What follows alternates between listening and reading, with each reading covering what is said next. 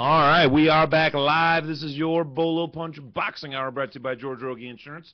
www.bolopunchboxinghour.com. Streaming to you live, as always, on Ustream.tv. Maybe not everyone does know who Bowie Tipo is, Tim, but I'll tell you what, they're going to know now.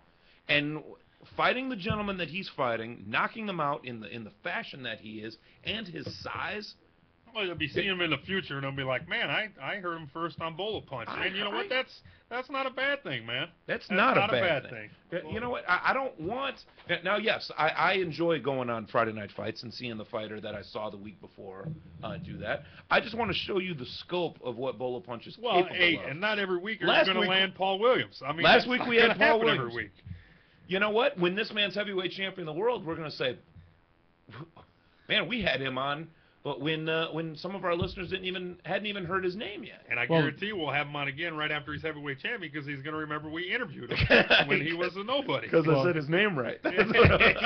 Well, not only that, he said he's going to be televised here very shortly. Not this fight, but the following fight should be televised. That's probably going to be either Showbox or on Friday Night Fights, so a lot of people are going to get to see him then, and he's going to make a big name for himself right then. That's why a lot of people don't know who he is, because he hasn't had televised fights. Second you're televised, that's when you make it. And he is right at that threshold. I mean, 18-0, 14 knockouts, and a big man at that.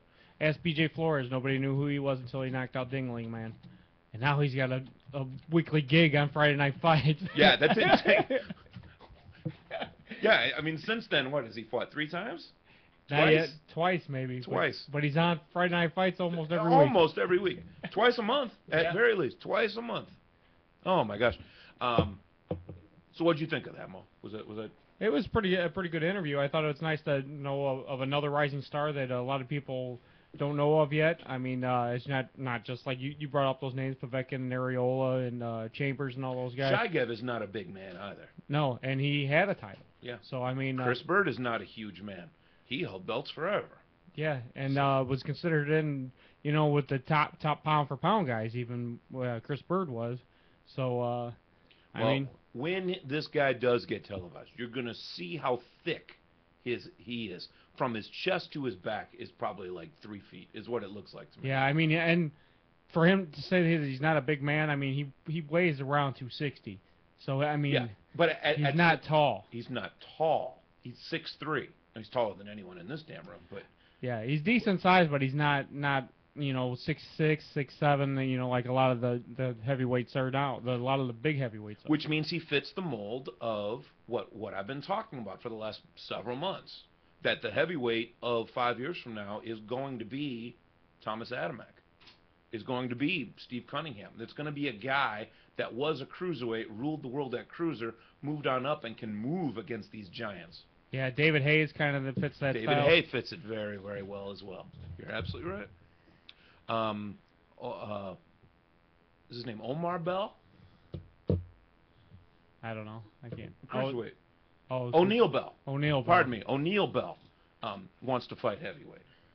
Jean-Marc Mormec is like right there. He fights at 200 pounds. See, these guys are smaller than Tipo is. I mean, well, yes, but those guys are just barely 200. You got to remember, Tipo is. I mean, he's saying still 260, and he's saying I can't get under that because no matter what he does, it's because of muscle. I mean, it's hard. I mean, if he's going to train, he's not going to lose muscle. You know what I mean? No, you have to starve yourself to lose muscle these days. Or not do anything. Or not do anything and just eat. Yeah. You could go on the Chris Guzman diet when I'm not on a real diet, and you'll definitely see how to lose muscle and gain weight. I'll keep you at 260, but you won't be able to see your feet. It is time for tonight's Golden Leaf Fighter You Should Know. Remember last week we had Alexis Arguello as our fighter you should know.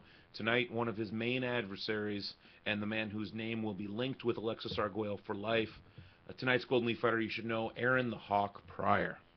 Considered among the greatest junior welterweight champions of all time, Aaron Pryor secured his place in boxing history with a pair of knockout victories over fellow Hall of Famer Alexis Arguello. Pryor earned the nickname the Hawk for the ferocious manner in which he devastated his opponents. In the 25th fight of his career, he challenged Antonio Cervantes for the WBA Junior Welterweight Championship. He rose from the canvas in the first round to stop Cervantes in the fourth round and captured the world title. He made 5 title defenses, each won a knockout, before meeting Arguello. The first Pryor-Arguello fight was held at the Orange Bowl in Miami and was so fierce and dramatic that it was called Fight of the Year. Drug addiction actually cut Pryor's brilliant career short. He later tried to make several comeback attempts, but eye injuries forced him into permanent retirement. Born October 20th, 1955, 40 total fights, 39 wins, only a single loss. That's ridiculous. 35 knockouts.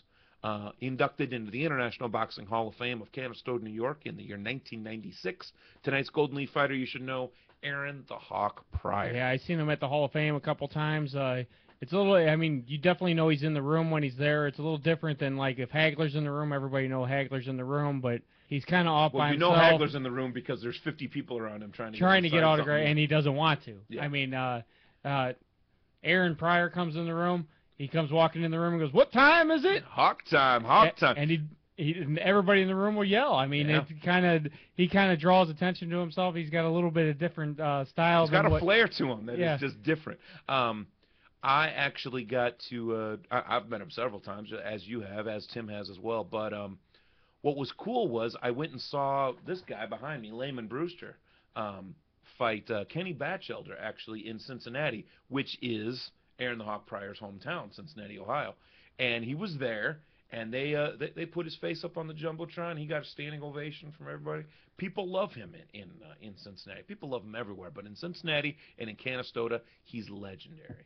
So Aaron the Hawk Pryor cut his career short with a couple of addictions, but man, if he could have stayed off of that, who knows? Maybe he'd still be fighting. Yeah, it was kind of the time, the time that he was early 80s. Yeah, and that was in a lot of the fighters, back pocket. They were doing stuff like that. So it's not just him. A lot of the athletes. We don't have to stick it just to fighters. Yeah.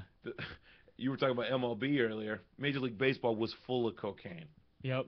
I mean, and these guys have a lot of money, so they got to find some way to spend it, and they find the wrong way sometimes.